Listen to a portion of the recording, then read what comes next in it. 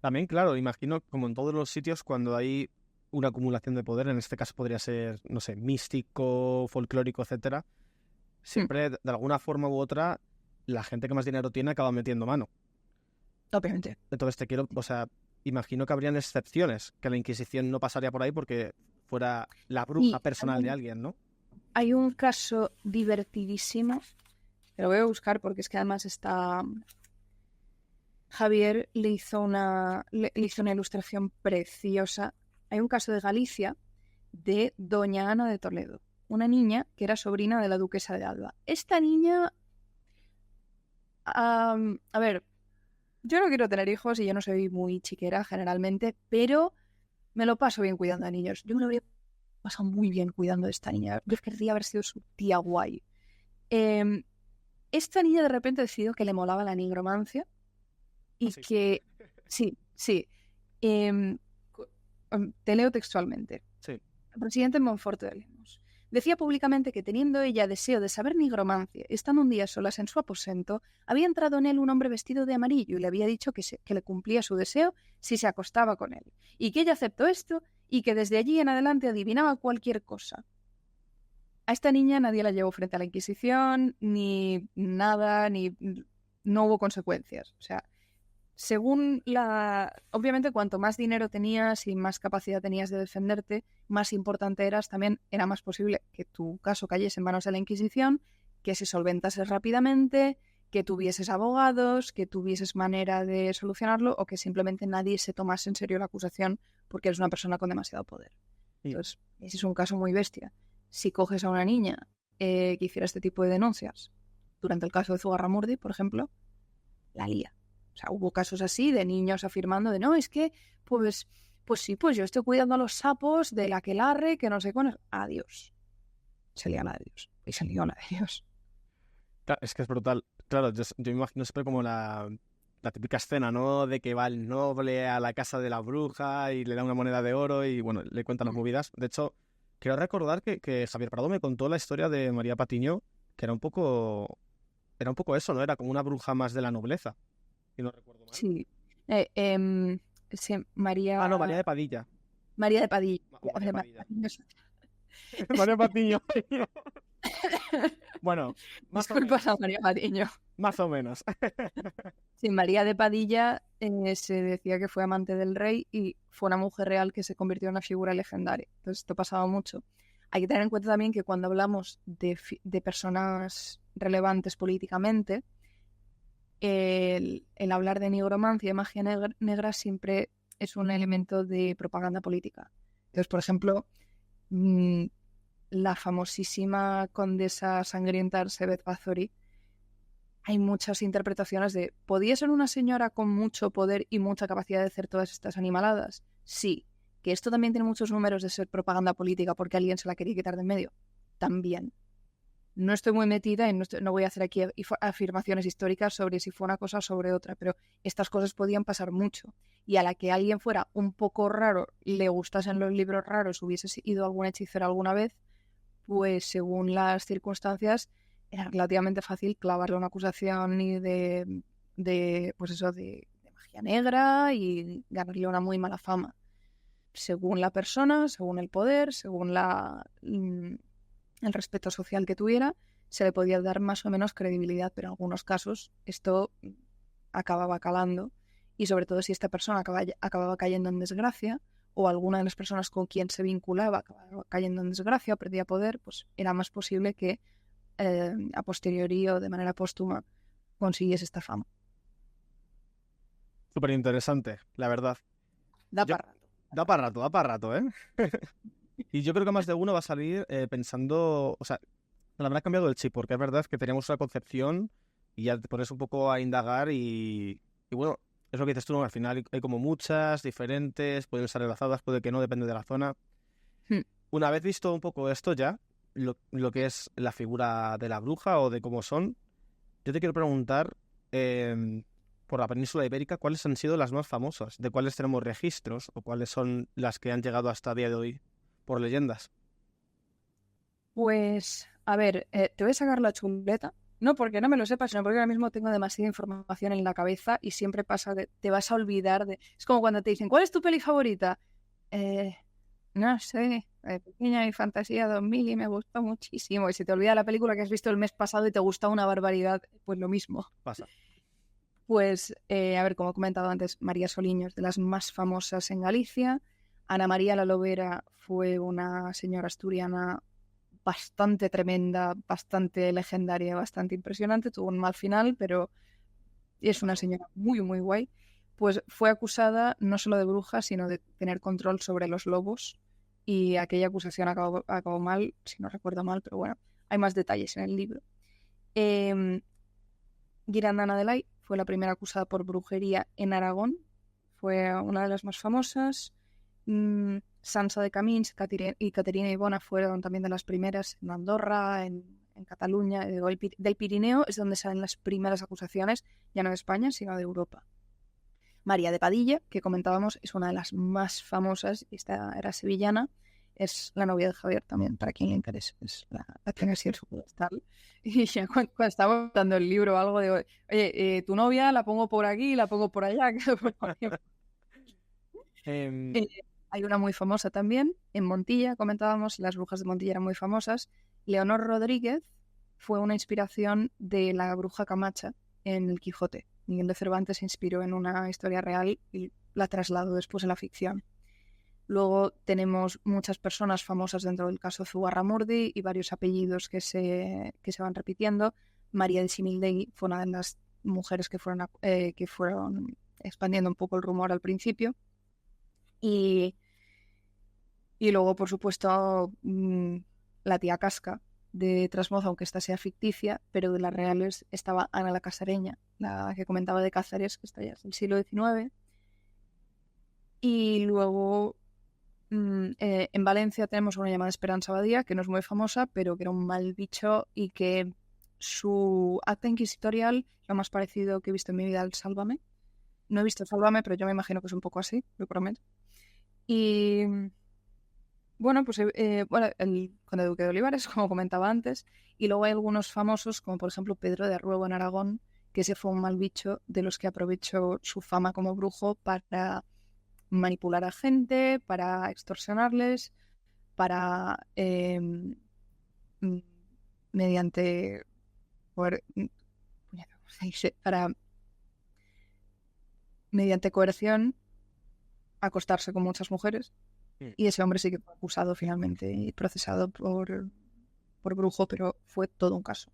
Este tío es de estas personas que según vas leyendo dices, esta persona tenía mucha capacidad de convicción y era muy manipuladora y es lo que hoy en día, pues, no sé, te montaría un Herbalife o alguna secta o tendría, o tendría un montón de gente pagándole del Twitch para que luego no declarase impuestos. Me hago una idea. Hay mucha persona suelta por ahí. Las que sí que tienen nombres divertidísimos, aunque no sean de las más famosas, son las brujas de Murcia. Porque hay una cosa que también, que no hemos comentado respecto al sur, que me parece importantísimo, que es, cuanto más te vas al sur y las hechiceras son más famosas, más es probable que tengan un nombre perfecto para hacer de drag queen. Drag queens españoles en búsqueda de nombres, por favor, documentados sobre la brujería en Andalucía y en Murcia. Os leo nombres, por ejemplo, la tierna o la murciana, que no está mal, pero la mejor de todas es la Padre Nuestra. La Gela del Trueno también estaban por ahí, la Camacha también queda muy guay, pero dime que la Padre Nuestra no te gana Drag Race España. Desde luego impone respeto, ¿eh? No son de las más famosas, pero son las que tienen nombres más espectaculares para mí. Luego pondré una listita aquí para que la gente pueda buscar si quiere información de una en concreta, aunque siempre podéis comprar el libro, que está muy bien. Pero yo te quiero preguntar a ti, ¿tienes alguna en especial que te gustaría contar brevemente su historia? Para que luego pueda hacer un clip todo guapo. Queremos historia triste, queremos historia graciosa, queremos... Pues, bueno, si no tienes ninguna en especial, vamos a una graciosa, venga. Why not? Vale. Pues hay dos mujeres que fueron acusadas de brujería y este caso sí que es culebrón total y me gusta muchísimo. Es un caso bastante paradigmático porque no fue... Tuvo la particularidad de que ellas pudieron defenderse. Cuanto más estaba... Este no fue un caso llevado por la Inquisición, pero dentro de los casos que no estaban en un pueblo perdido del Pirineo, de Galicia, de Asturias, cuanto más estabas cerca de una ciudad, más posibilidades tenías de salvarte porque los procesos eran más lentos. A más lento el proceso, más posibilidades de pararlo a tiempo. Y esto fue en Huesca, a finales del siglo XVI, y hubieron dos señoras que se llamaban Violante y Catalina, y las llamaban la espadera y la soguera, porque Violante estaba arrejuntada con un señor que hacía espadas y Catalina con un señor que hacía sogas. Esto era típico, pues tenías el nombre de tu trabajo, tenías el apodo respecto a tu profesión. Ninguna de ellas estaba casada. Violante creo que me quiere sonar que lo había estado, y vivían, pues eso, en pecado con dos señores. Compartían casa y estaban arrejuntadas con este soguero y este espadero que vivían con ellas tranquilamente, y se sabe que de vez en cuando entraban algunos que otros señores también en esa casa. Parece que todo el mundo estaba muy contento con la situación, así que we respect a familia poliamorosa de finales del siglo XVI. Entonces, esta soguera y esta espadera fueron denunciadas por una mujer llamada Ana, que era un poco mal bicho. No recuerdo su apellido ahora mismo porque ya solo las tengo como una ficha de personaje mental. La soguera, la espadera, el mal bicho. Y esta Ana Malvicha era una mujer que por lo visto tenía fama de habladora, de estar siempre metiendo habladurías de todo el mundo, de inventarse cosas. Parece ser que era un poquito excéntrica también, cosa que al final no jugó a su favor, pero las denunció por brujería, dijo que le habían vendido ungüentos, que ejercían la prostitución también, esto era una cosa frecuente, que a las hechiceras las acusara también de prostitutas o de proxenetas. En fin, recordemos que a la Celestina, por ejemplo, este arquetipo de bruja. Pero bueno, estas señoras fueron acusadas, como digo, por Ana de brujería y las llevaron a la cárcel de Huesca. Y aquí reclaman preparar su defensa y están 3 meses preparándola. ¿Por qué lo consiguen? Porque tienen una cierta cantidad de dinero, porque es un proceso más lento, la justicia de Huesca obviamente tendrá más casos, con lo cual no se puede atender de manera inmediata, y además ellas dos saben leer y escribir. Y en prisión van preparando su defensa, entonces cuando llega el juicio, la tal Ana sigue metiendo mierda sobre ellas, pero ellas dos han preparado una ristra bestial de testigos sorpresa que van pasando un montón de gente de Huesca y van defendiendo cómo estas señoras son figuras importantísimas dentro de la sociedad aquí, que son buenísimas, que por supuesto que van a misa, que su moralidad es intachable. En ningún momento rebatieron el hecho de que efectivamente había gente entrando en su casa y que efectivamente no estaban casadas con los hombres con los que estaban amancebadas. O sea, esto era un hecho y no lo iban a negar tampoco, pero no centraron la atención en este asunto, simplemente en cómo eran unas señoras importantísimas y agradabilísimas y eran una parte importante del conjunto social y de la comunidad, sobre todo, y cómo Ana en realidad, pues ahora que lo pensaba todo el mundo, pues sí que hablaba un poco demasiado. Y oye, ¿y si viniste a pedir ungüentos, qué haces tú diciendo que los ungüentos son reales? Que esto es una cosa que pasa mucho en las acusaciones de brujería, de esta es bruja, que las brujas son reales. Esto pasó durante algunas épocas. Entonces, finalmente, Violante y Catalina fueron liberadas, volvieron a su vida normal, sin mayor pena ni gloria, según parece ser, porque no hubo más registros, y Ana tuvo que abandonar Huesca, volver con su familia a un pueblo hacia el Sobrarbe, me parece, y se ganó mala fama de por vida y no pudo volver a poner el pie allá. Así que mis respetos a Violante y a Catalina 400 y pico años después. Ole ellas, O sea, jolín. Sí. O sea que entonces, bueno, ¿los testigos también pertenecían a esas fiestas que organizaban en casa o eran del pueblo en general? No, a ver, esto no lo sé porque no lo sé tanto en detalle. Sí, lo que era probable es, pues, estas señoras si habían estado ya casadas, no tenían ningún interés en casarse porque ya tendrían cierta posición social, estaban pues amancebadas, estaban lo que hoy sería vivir como pareja, de hecho, con unos señores que tenían un trabajo, que tenían una profesión que les permitía vivir de ello, no necesitaban ese matrimonio, entonces tiraban para adelante. Y quién sabe en qué situación, pues había señores que efectivamente pasaban ahí la noche de vez en cuando, no hay una indicación de que aquello fuera un burdel, ni que funcionara como tal, pero además los burdeles solían estar registrados. Entonces, pues dos señoras que, debido a circunstancias muy específicas, podían vivir un poco como les apeteciese. Bravo. Y en este caso no es que estos señores fueran sus únicos testimonios, sino que es que no son cosas mutuamente excluyentes. O sea, la gente que a veces se acusaba de tal, te podía salir el tiro por la culata, porque quien para ti era alguien que te caía muy mal y que podías beneficiarte de esa acusación, aunque efectivamente hiciera algunas cosas que no encajasen en la moralidad pública, pues igual también formaban parte de la comunidad. Y tenían sus relaciones, tenían sus amistades, y sobre todo si te ganaban en cuanto a preparar según qué defensas o acusaciones, como fue este caso, pues le salía el tiro por la culata. Pero no era tan habitual que fuera al revés, ¿no? O sea, que salieran acusaciones. O sea, me refiero, si tú acusas a una persona de bruja y esa persona se consigue defender, es la otra persona la que acaba quedando como mal delante del pueblo, ¿no? Por haber acusado en falso. Pero ¿era habitual esto o era más raro? Y la gente Depende creía más.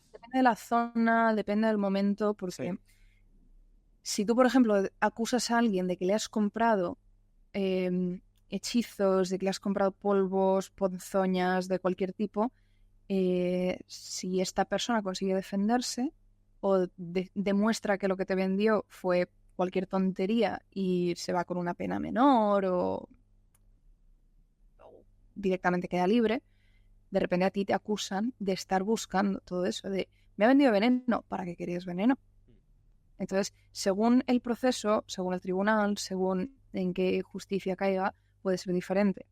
Y mientras que en muchos pueblos, por ejemplo, en Cataluña, podía haber acusaciones masivas de igual 25 personas, 11 de las cuales son ejecutadas. De esas otras, de esas 14 restantes, se les queda la fama de por vida, aunque no hayan sido condenadas como brujas. En muchos casos también se aceptaba la acusación para que no se siguiera extendiendo al resto de la familia, por ejemplo, cosas por el estilo. Ya hay casos muy particulares. En este caso se junta, por un lado, que hay dos personas juntas haciendo frente común con una considerable influencia social y que la otra persona pues parece ser que era una señora un poco rara, que era una señora que de las de igual tiene muchos amigos o igual no, igual para una fiesta y tal hace mucha gracia oír las mamarrachadas que cuenta, pero si se meten acusaciones serias, estás pisando terreno fangoso. Entonces, por eso digo, te comentaba antes que según la época, según el momento, ¿se puede llegar a creer una acusación de brujería? Quizá, pero la respuesta inmediata y la letalidad de esa acusación puede variar mucho. Bueno, entonces no es tan fácil como nosotros pensábamos que podía ser. Entonces... Porque, estamos hablando de Huesca, establecida como ciudad y con muchos más organismos de control de poder. El Pirineo aragonés es completamente diferente. Los casos grandes iban a Huesca y aquello se refrenaba mucho y es cuando había más posibilidades de que saliese adelante. Los casos más famosos de Aragón son del Alto Aragón, del Pirineo, de las Paules, de Tella, de el Valle del Tena. Son zonas muy aisladas, donde ¿qué ibas a hacer si te acusaban? Es que no podías huir. De hecho, las que se salvaron fueron los que huyeron. En las Paules huyó una mujer. Yo tengo familia en Ipies, que está también pues allá por el Sobrarbe, que ahí fue uno de los casos más feos que hubo en el siglo XIX. Hubo una acusación a una familia entera y se salvó una que huyó y llegó a Zaragoza y se le perdió la pista. El resto los lincharon entre el pueblo. Dijeron que, bueno, fue bastante feo ese caso, pero quien huía era quien conseguía salvarse en esas acusaciones. Claro, es que hemos escuchado alguna historia de alguien que se salva, ¿no? Pero En otros, en la mayoría o en muchos de ellos, tiene que ser muy trágico. Pero todo por el estigma Cuanto más rápido también, fue... si no te matan. Sí, claro, es que incluso si no te matan, pues eso, es que te has ganado el San Benito de Bruja para siempre, o se ha quedado en tu familia. Mm. Bueno, Clara, es súper interesante, pero vamos a ir un poco ya terminando si quieres, así te libero. Pero antes de ir con las preguntas finales, te quiero hacer un poco dos preguntas un poco relacionadas con esto, pero que no son del propio tema en sí, que son, tú y Javier Prado, ¿cómo Sí. habéis conseguido reunir toda esta información? Porque hemos hablado de documentos, inquisitorios, etcétera, pero a mí siempre me da mucha curiosidad todo ese trabajo de campo que hay tras todas estas historias. Pues a ver, para empezar, yo vivo en Barcelona, Javier en Sevilla, nos hemos repartido un poco territorios, que luego, pues obviamente cada uno leía lo que tenía el otro y no sabemos por igual el libro, Sí. pero Javier ha trabajado más la zona sur, aunque también pues acaba haciendo pues Galicia, otros territorios y tal, pero yo me he centrado más en el Pirineo sobre todo, pues esto, de Euskadi hasta Cataluña, luego también Valencia, y ha sido una mezcla de bibliografía, trabajo bibliográfico, porque, a ver, suena muy guay el decir, hemos estado investigando esto, y no sé qué, hemos estado mirando legajos inquisitoriales, pero esto lo ha hecho mucha gente antes. O sea, el hecho de que no sea tan conocido universalmente la historia de la brujería en España como la de Salem, por ejemplo, la de Escocia, la de Alemania, no significa que no se hayan hecho estudios, y se han hecho muchos. Y ha habido muchos antropólogos, historiadores, folcloristas que han estado recogiendo mucho de todo esto. Entonces, hemos leído muchísimo. La bibliografía está al final del libro, a quien le interese poder buscar al respecto. Está por comunidades, además de la general. Y hemos podido entrevistar a gente. Hemos hecho también algo de trabajo de campo, sobre todo para poder ver los territorios, para entender cómo es moverse por esas zonas, cómo es estar aislado en esas zonas también.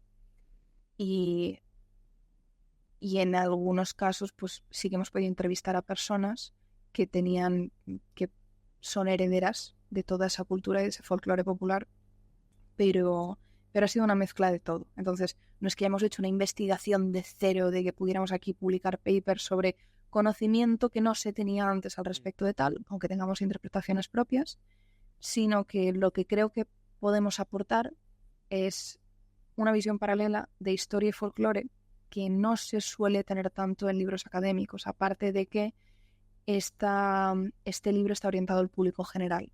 Entonces, la manera de conseguirlo es un poco a través de las ilustraciones, del tipo de narración tipo cuaderno de viaje, y esperamos que haya funcionado y que efectivamente hayamos conseguido esa accesibilidad.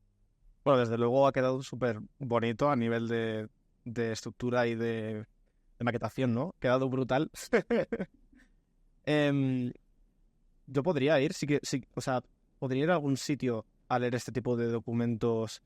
O sea, el registro Hay muchos que son de acceso libre sin problemas. Para empezar, muchos libros, el problema es que no podrías comer durante mucho tiempo, son caros de narices y muchos están descatalogadísimos. Wow, ¿y me copias? Pero, bueno, algunos los tengo escaneados. Pero no, realmente hay algunos que... Es el problema de muchos de estos libros académicos, de estos estudios se han hecho, se han plasmado, están muy bien narrados, pero se hizo una tirada de, no sé, 3 ejemplares en el 87 y encuéntralos. Entonces es un poco complicado, pero luego lo que son legajos inquisitoriales, hay muchos que además están transcritos, se pueden consultar en pares. Lo que pasa es que tienes que saber qué vas buscando y merece la pena leer el contexto para entender en qué contexto estás leyendo todo eso. Y luego sí que ha habido algunos libros que directamente yo, hija de arqueólogo Nepo Baby, directamente tiré de un amigo de mi padre que es medievalista, especializado en Baja Edad Media y luego también está especializado en cosas de la Inquisición en Valencia. Le dije, oye, ¿tienes idea de dónde puedo encontrar esto? Porque es que me encontré un programa de la cadena SER de un señor que no daba fuentes y le puse un correo a las 11:30 de la noche. ¡Cita tus fuentes! Y no lo decía, entonces me puse a buscar archivos y no lo encontraba. Digo, ¿tienes idea de dónde puedo sacar esto? Y me consiguió el libro en el que aparecía efectivamente el registro inquisitorial de ese caso. Bueno, a mí me parece bien que se fotocopien y se escaneen estos libros porque al final y no se va a perder de alguna forma, ¿no? Que lo reediten, por Dios. También. Y ya antes de pasar a las preguntas finales, te quiero preguntar, Cuéntame. ¿has tenido alguna experiencia mágica? A ver, esto es lo que tiene de que existe la magia, pues depende de lo que entiendas por magia. O sea, según tu definición, si tú en tu definición de magia entra en la realidad, pues la magia existe. Pero la magia creo que puede significar muchas cosas. Creo que una de las definiciones más prácticas es todo aquello que no podemos explicar. Y sí que hay una de las cosas que a mí me ayudó mucho a entender qué lleva a la gente a acusar a alguien de bruja y a creer que las brujas son reales. Que no se puede sacar del estudio bibliográfico, que es llegar a tener sueños al respecto. O sea, el rollo de los sueños controlados y los viajes astrales y tal, es un tema aparte, no me voy a meter. Además, yo soy lo que se conoce popularmente como una escéptica de mierda. Tranquila, que ya traeré Pero, gesto de este tema. bien, que se ocupen de su campo. Pero sí que es cierto que una de las cosas que hay que entender el pensamiento de según qué épocas y la educación que se ha tenido, no porque seamos superiores, que según qué cosas yo creo que sí, pero de cuál es nuestro contexto, qué es lo que creemos que es real, qué cosas pueden llegar a pasar. O sea, solo con el hecho de rezar, si tú crees que rezar puede tener consecuencias directas en la realidad, ya estás creyendo que la realidad está sujeta según qué cosas. Y si crees que las brujas son reales, puedes llegar a creerte que tienen un efecto sobre ti o que tú puedes formar parte de sus reuniones sin saberlo, según lo que te están diciendo. Y cuando te están diciendo que no, es que de noche se vuelan y se van a aquelarre y se van no sé qué, y estás todo el día oyendo eso, pues puedes tener sueños al respecto. Yo llegué a un punto que ya había leído tantas historias de autos de fe, tuve un sueño sobre un auto de fe, que cuando me levanté me puse a escribirlo todo porque yo quiero pintarlo un día, porque es muy guay. Porque fue como Guillermo del Toro presents un auto de fe. Y fue muy, muy chulo, pero también fue terrorífico. Entonces, ese día me desperté. Perdona, ¿qué es un auto de fe? ¿Qué es un auto de fe? Ah, el auto de fe es el acto inquisitorial en el que se dicta la sentencia de un proceso inquisitorial. Vale. Normalmente de varios, y en algunos casos puede ser prácticamente un acto social popular. El de Logroño, por ejemplo, de los juicios de Logroño, movió una cantidad de pasta tremenda. Entonces, es un acto con mucha pompa. Cuando los condenados están vivos y cuando no se les llevan efigie, pues se les hace pasear por la ciudad, se les procesiona con el San Benito. Es espectacularidad católica. Entonces, tuve un sueño de eso en una versión un poco satánica, que al final en muchos casos los aquelarres era como una versión satánica de la misa. Y me hizo entender el qué pasa cuando estás oyendo historias de eso constantemente. No de, ajá, las brujas existen, sino es que tu cerebro va a estar comiendo todo lo que le des y luego lo va a procesar de una manera o de otra. Y, en fin, creo que todo el mundo, que más que menos, ha tenido algún sueño al que se ha despertado con una sensación de esto es real. Esto lo noto mucho. ¿Por qué? Porque has segregado adrenalina, porque has segregado cortisol, porque lo que toque, pero la sensación la tienes y es muy poderoso. Sí. Esto es lo que yo diría magia. O sea, la sugestión. Sí, exacto. Básicamente. Vale. Bueno, ya como he comentado, ya traeré gente que sí que sea un poco más creyente en estas cosas y ya hablaremos más detenidamente.